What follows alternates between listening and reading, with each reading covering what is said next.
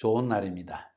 성령님께서 오늘도 여러분의 심령 가운데 큰 은혜와 평강으로 함께해 주시기를 주님의 이름으로 축복합니다. 오늘은 요한복음 11장 31절부터 44절까지의 말씀을 통해서 하나님께서 여러분과 저에게 주시는 음성을 들을 수 있기를 바랍니다. 요한복음 11장은 죽은 나사로를 살리신 기적적인 사건을 다루고 있습니다.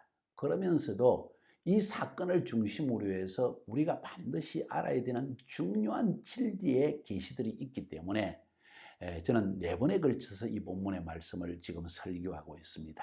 오늘은 그 11장의 3번째 부분인데 본론적인 부분입니다. 죽은 나사로가 드디어 살리심을 받습니다. 그런데 이 부분에서 가장 중요한 것은 우리의 믿음과 죽은 나사로를 살리신 사건과의 연관성이 있다는 것입니다. 오늘 본문에 보면 그런 이야기가 나오지만은 그 제목을 저는 이렇게 삼았습니다. 네가 믿으면 하나님의 영광을 보리라. 한번 따라해 볼까요? 우리가 믿으면 하나님의 영광을 볼 것입니다. 믿음과 하나님의 영광을 보는 것, 다시 말해서 하나님만이 행하시는 기적적인 일을 경험하게 되는 것에 연관성이 있다는 것입니다. 우리의 믿음이 굉장히 중요하다는 것이지요. 사실 요한복음 전체는 우리의 믿음을 돕기 위한 책입니다. 어떻게 돕습니까? 예수님은 자신을 에고 에임이라는 말로서 우리에게 7번에 걸쳐서 표현하십니다. 나는 생명의 떡이다. 나는 세상의 빛이다. 나는 선한 목자다. 나는 부활이요 생명이요 그리고 부활이요 생명이다. 이런 식으로 예수님은 내가 누구라는 걸 보여주십니다. 왜 보여주십니까? 우리가 그 예수님을 믿게 하기 위해서입니다. 그런 예수님을 믿었을 때 바로 예수님이 선언하신 대로 그분은 우리에게 빛이 되어주시고 우리에게 생명의 떡이 되어주시고 우리의 선한 목자가 되어주시고 우리를 죽음을 이기는 부활 생명을 누리게 해주시는 분이라는 것을 알게 하기 위해서 주님은 이 에고 에임이라는 걸 통해서 우리의 믿음을 도와주시는 것입니다. 뿐만 아니라 7개의 표적을 통해서 예수님은 우리의 믿음을 도와주기 원하십니다. 물을 포도주로 바꾸고 있습니다. 몸이 건조한 인생을 맛있고 재미있고 행복감이 넘치고 만족이 넘치는 인생으로 풍성한 인생으로 바꿔주시는 분이시다. 그분이 예수님이시다. 왕의 신하의 아들을 고치셨습니다. 말씀 한마디로. 그분이 말씀하시면 질병도 도망을 갈 수밖에 없다는 것. 우리를 완전히 질병으로부터 해방시켜 주시는 분이시다. 38년 된 병자를 고쳐주셨습니다. 날 때부터 눈맹된 소경을 고쳐주셨습니다. 오병의 이에 기적을 일으켜 주셨습니다. 우리의 모든 필요를 채워주시는 분이라는 것입니다.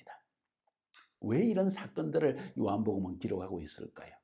우리가 그분을 믿게 하기 위해서입니다. 믿음으로 그분께 나아가서 구하고 믿음으로 매 순간 발걸음을 떼며 살아가게 하기 위해서입니다. 그렇게 믿음으로 살아가면 어떤 역사가 나타날까요? 하나님의 영광을 보게 된다는 것입니다. 그래서 요한복음에는 예수님은 누구신가? 에고 에이미. 또 예수님의 7가지의 표적을 통해서 우리가 예수를 믿을 수 있도록 돕고 있는 것이 요한복음이요. 이 믿음을 통하여서 하나님의 영광을 보게 하는 것이 하나님께서 우리에게 요한복음을 주신 중요한 목적이라는 것입니다. 오늘 본문에는 이 믿음을 통해서 죽은 나사로가 살아나는 하나님의 영광을 보게 되어집니다. 여러분과 저의 삶 속에 이런 하나님의 영광을 보기 원한다면은 우리에게는 이 믿음이 있어야 될 것입니다. 어떤 믿음입니까? 예수님이 누구신지에 대한 믿음입니다. 하나님이 가장 싫어하시고 하나님이 가장 분노하시고 하나님이 가장 원통해 하시는 것이 뭔지 아십니까? 우리가 믿음의 마음이 없이 행하고 믿음의 마음이 없이 주님께 나아가는 것입니다. 예배하는 것도 믿음 없이 예배하는 것, 기도하는 것도 믿음 없이 기도하는 것, 우리가 말하고 생각하고 행동하는 것에 믿음이 없다고 한다면 주님께서 참으로 슬퍼하실 뿐만 아니라 진노하실 것입니다. 왜 그런 표현을 한지 아십니까? 오늘 본문에 한번 들어가 봅시다. 요한복음 11장 31절 33절을 먼저 봅니다. 마리아와 함께 집에 있어 위로하던 유대인들은 그가 급히 일어나 나가는 것을 보고 곡하러 무덤에 가는 줄로 생각하고 따라가더니 마리아가 예수 계신 곳에 가서 배웠고 그 발 앞에 엎드려 이르되 주여 주께서 여기 계시더라면 내 오라비가 죽지 아니하였겠나이다. 예수님 왜 일찍 오지 않으셨습니까? 예수님 여기 계시더라면 분명히 이 나사로가 병들었을 때 고칠 수 있지 않았겠습니까? 아니 죽을 병에 걸렸다는 이야기를 듣고도 왜 이렇게 늦게 오십니까? 이런 표현입니다. 원망입니다. 예수님에 대한 완전한 믿음이 없는 것이지요. 예수님을 믿지 않는다는 이야기가 아닙니다. 예수님을 존경하지 않는다는 이야기도 아닙니다. 예수님을 사랑하지 않는다는 이야기도 아닙니다. 분명히 마리아는 예수님을 사랑하고 존경하고 그분을 신뢰하는 그러한 귀한 딸이었습니다. 그런데도 동생 나사로가 죽고 나니까 마음의 원망이 일어나는 것은 어쩔 수가 없습니다. 왜 원망이 일어났습니까? 그분이 하실 일에 대한 온전한 신뢰가 부족했기 때문입니다. 그분은 날 때부터 눈먼 자를 고쳐주셨습니다. 오병이의 기적을 일으켰습니다. 물 위를 걸으셨습니다. 폭풍을 잔잔케 하셨습니다. 왕의 아들이 죽은 아들을 살리셨습니다. 사랑하는 여러분, 이쯤 되면 예수님이 내 죽은 나사로에게 어떻게 하실 것이라는 믿음이 어느 정도 생겨야 되지 않을까요? 원망했다는 것입니다.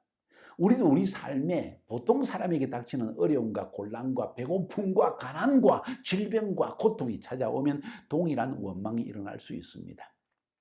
마리아가 그렇다는 것은 바로 우리가 그렇다는 거예요.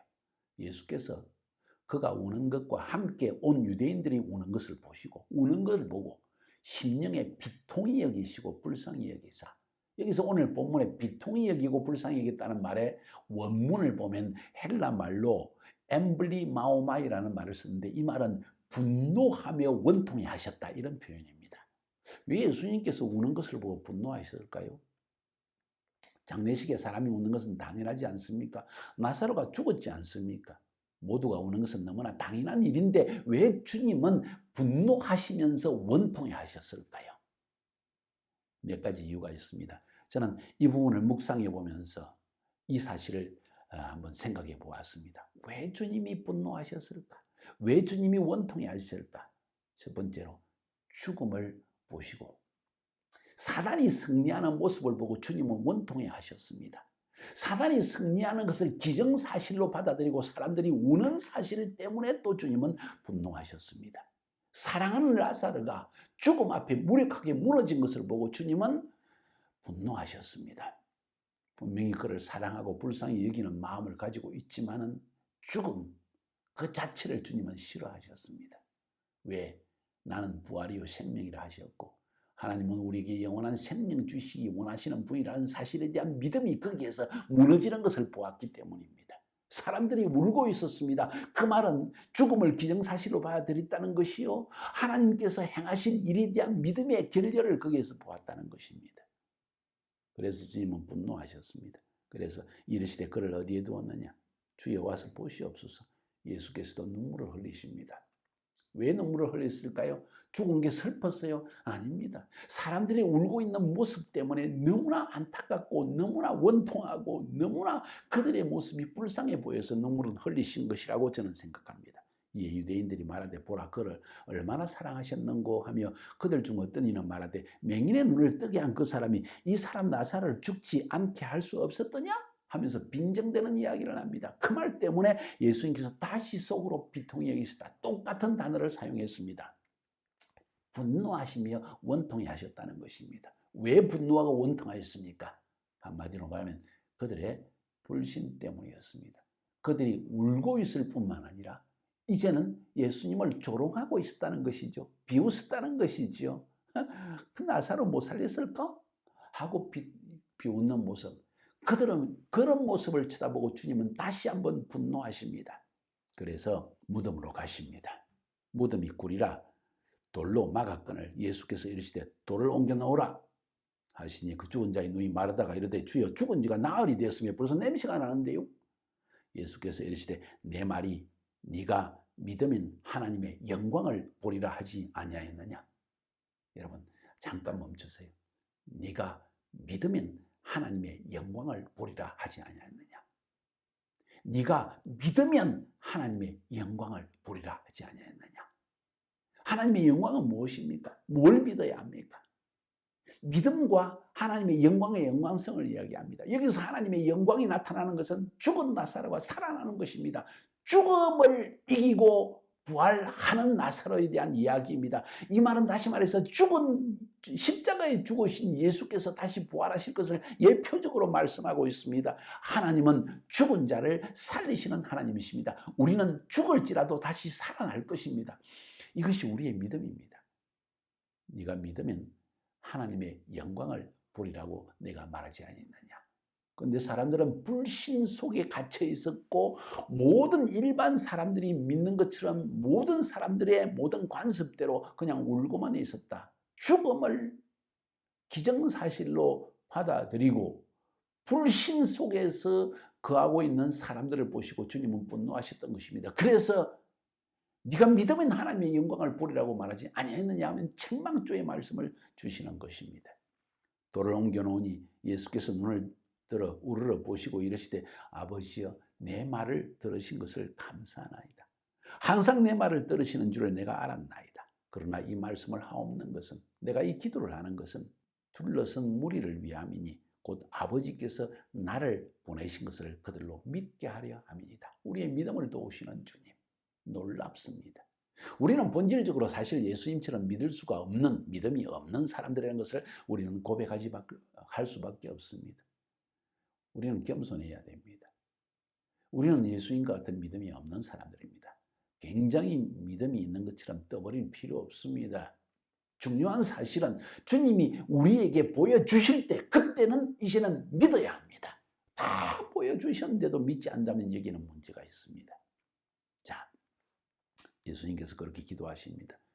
제가 이 기도를 하는 것은 아버지께서 나를 보내신 것과 내가 아버지의 일을 행하는 것을 믿게 하기 위함입니다. 그들의 믿음을 돕기 위한 것입니다. 아버지 응답하여 주옵소서. 아버지 역사하여 주옵소서. 이런 기도를 드린 것입니다. 이 말씀을 하시고 큰 소리로 나사로야 나오라 하고 부릅니다. 나사로야 나오라 하고 큰 소리로 부르시니 죽은 자가 수족을 배에 동인 채로 나오는데 그 얼굴은 수군에 쌓였더라. 예수께서 이르시되 풀어놓아 다니게 하라 하시니라. 오늘 여기까지 봅니다. 자, 여기서 믿음과 하나님의 기적, 믿음과 하나님의 영광, 믿음과 죽은 자의 살아남의 영광관계를 주님은 지금 여기에 말하고 있는 것입니다. 사랑하는 여러분, 우리 삶 가운데에도 사실 결여되어 있는 것이 믿음이라는 것을 인정해야 됩니다. 많은 예수 믿는 사람들도 자기의 지혜로, 자기의 능력으로, 자기의 경험으로, 자기의 집안 배경으로 뭔가 주님을 위해서 많은 일을 하고 있고 뭔가 그 인생에 하나님의 영광을 보는 삶을 살아간다고 자부하는지 모르겠습니다. 그러나 오늘 성경에서 우리에게 말하는 것은 주님이 우리에게서 요구하시고 주님이 우리에게서 바라는 것, 주님이 우리에게 기대하시는 것, 주님이 우리 안에서 보기를 원하는 것이 무엇이냐? 그것은 믿음이라는 거예요. 어떤 믿음입니까? 예수님이 내 삶 가운데 이 일을 행하실 것을 믿습니다 하는 믿음이라는 거예요. 그래서 나는 예수님만을 신뢰하고 나는 평안합니다 하는 이 믿음을 주님은 참으로 기뻐하신다는 거예요. 절망의 순간에도 절망하지 않고 주님 기적 행하실 거죠. 아, 주님 이것 보니까 내가 어려운 사정에 간 걸 보니까 주님이 나에게 일하실 때가 된 줄로 믿습니다. 이 정도의 믿음을 주님은 보이기를 원하신다는 거예요. 믿음과 하나님의 영광을 보는 것의 연관성을 이야기하고 있습니다. 지금도 여러분 삶 가운데 하나님의 영광을 보아야 할 그런 일들이 많이 있지 않습니까? 가족관계 안에서 가난의 문제, 질병의 문제, 내 인생에 가장 절박한 남에게 말할 수 없는 문제가 있지 않습니까? 하나님의 영광 보기 원하십니까? 주님을 신뢰하고 믿어보세요. 그리고 마음으로 주님께 기도해 보십시오. 주님, 영광을 보게 하여 주옵소서. 주님이 내 삶 가운데 이 일을 행할 것을 믿습니다. 한번 그런 기도해 보지 않겠어요? 저의 경험을 나눠드리기 원합니다. 저는 1990년도에 카자흐스탄에 선교사로 들어갔고 1995년쯤 돼가지고 하나님께서 제 마음속에 40일 금식하라는 감동을 주셨습니다. 그래서 저는 믿음으로 아멘 하고 카자흐스탄에서 사역을 하다가 중간에 40일 금식하기 위해서 한국에 날라와서 순복음 금식기도원에 오산리 순복음 금식기도원에 올라가서 40일 동안 물만 마시고 금식을 했습니다. 금식하는 기간 동안에 저는 이런 결심을 했습니다. 성경을 한번 정독하리라. 너무나 사역 때문에 바빠서 성경을 제대로 읽지 못했는데 이번에는 성경을 제대로 한번 꼭 읽어보고 그 안에서 하나님의 음성을 들으라 하고 하나님 말씀을 읽어나갔는데 28일째 되는 날에 구약성경 창세기부터 차례로 읽어 나오다가 28일째 요한복음 11장을 읽고 묵상하게 되어졌습니다. 그날 밤이었습니다. 11장을 읽는데 오늘 본문에 나와 있는 40절의 말씀이 제 가슴을 쾅 치고 들어왔습니다. 예수께서 이르시되 내 말이 네가 믿으면 하나님의 영광을 보리라 하지 아니하였느냐. 네가 믿으면 하나님의 영광을 보리라 하지 않느냐. 그 말씀이 제 마음속에 꽉 깊이 들어박혔습니다. 가슴을 칩니다. 하나님의 책망의 음성으로 들리집니다. 왜 그런지 아세요? 금식하는 그 중간에 금식할 때 저희 영적 상태가 무엇인가 하니 이런 것이었습니다. 주님, 하나님이 나를 부르셔서 나는 순종해서 독일에서 유학을 가서 박사과정을 하다가 이제 선교사로 가서 카자흐스탄에 사역하고 있는데 왜 나는 이렇게 힘듭니까? 나를 위해 기도해 주는 사람도 없고 다른 선교사님들 보니까 그 아버님이 수석 장로님이고 또 아버님이 어느 교회 목사님이라서 지원도 많이 받고 또 물질의 지원을 받아서 건물을 건축을 하기도 하고 그리고 항상 기도해 주는 사람이 선교지에 방문도 해주고 그때 저는 아는 사람도 없고 제가 죽어도 저는 사람들의 기억에 남지도 않을 것 같습니다 하는 원망을 좀 했습니다. 주님, 나를 위해 기도해 주는 사람도 없고 나를 생각해 주는 사람도 아무도 없군요.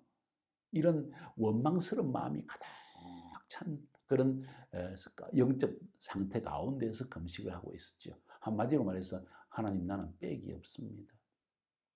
왜 나는 이렇게 돕는 사람이 없습니까? 왜 나의 부모님도 내 처가 집도 어느 집도 우리를 돕는 사람이 없습니까? 오히려 우리를 배척하고 우리를 멀리하고 우리를 오해하고 이렇게 하고 있습니까? 하는 마음이 가득 찼다는 것이죠. 그런 마음 상태에 있는 저에게 이 말씀이 어떻게 들리는지 아십니까? 네가 믿으면 하나님의 영광을 보리라. 너의 사역이 잘 되고 못 되는 것, 네가 너의 삶 가운데 하나님만이 할 수 있는 기적을 맛보고 하나님의 영광을 보게 되는 일은 사람들의 도움 때문이 아니고 사람들의 기도 때문이 아니고 네 자신의 믿음에 달려있는 것이다. 네가 기도하는 것도 너의 믿음을 돕기 위한 것이요, 네가 뛰어다니면서 행하는 일도 믿음으로 행할 때 하나님께서 이 영광의 일들을 보여줄 것이다. 이런 마음을 주시는 거예요. 책망이었습니다. 저에게는 엄청난 책망이었습니다. 아들아, 너 지금 무슨 말 하고 있니? 내가 너에게 요구하는 것, 너의 주위 사람들이 너를 돕지 않는다고 해서 내가 너에게 열한 친정이 있느냐? 나는 너의 믿음 하나만을 보기 원한다 하고 말씀하시는 것 같더라는 거예요. 깨달았습니다. 그리고 그날 이후로 하나님 믿습니다. 주님 믿습니다. 이제 주님 한 분만을 신뢰하며 달려갈 수 있겠습니다.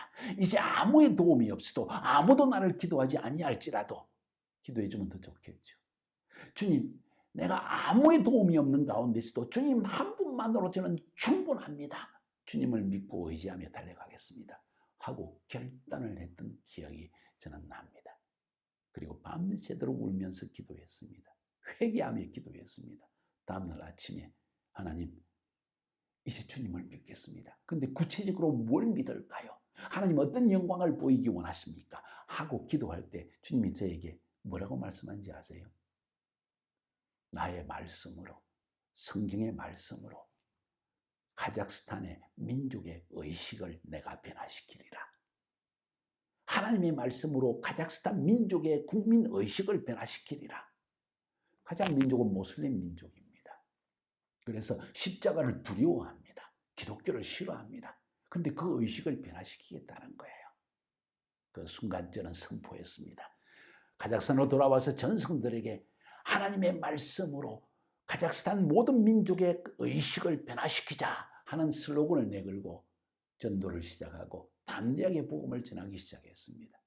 교회 안에 엄청난 영적인 변화가 일어나고 수천 명이 구원받는 역사와 실크로드상의 수백 개의 교회가 개척되어지는 엄청난 역사가 일어나게 되었습니다. 제가 한 일이 아니지요. 그때 주신 이 한 가지 말씀, 네가 믿으면 하나님의 영광을 보리라는 이 말씀이 저의 마음을 타치했고, 저는 믿음으로 주님 앞에 나아갔고, 나의 오직 믿음 한 가지로 주님을 바라보며 주님을 신뢰하며 사역하리라는 결단을 했고, 주님은 그것을 받으셨던 것입니다. 사랑하는 여러분, 여러분의 인생 가운데서도 하나님의 영광을 보아야 할 일이 있지 않을까요? 질병 가운데 있습니까? 가난의 문제입니까? 경제적인 문제입니까? 많은 문제가 우리 주위에 산적해 있지만 주님이 이 모든 문제를 통해서 그분의 영광을 당신에게 보여주기 원한다는 걸 알고 계세요?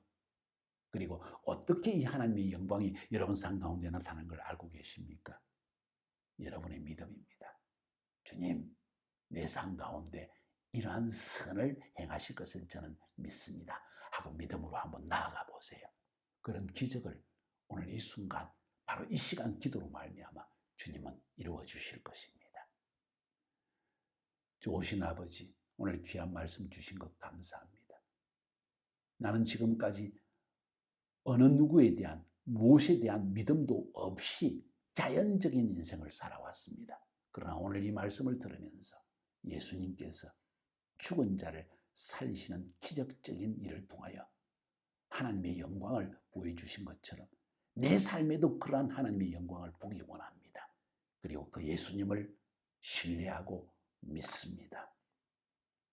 예수님, 내 삶 가운데 당신의 영광을 보여주시옵소서. 예수님의 이름으로 기도합니다.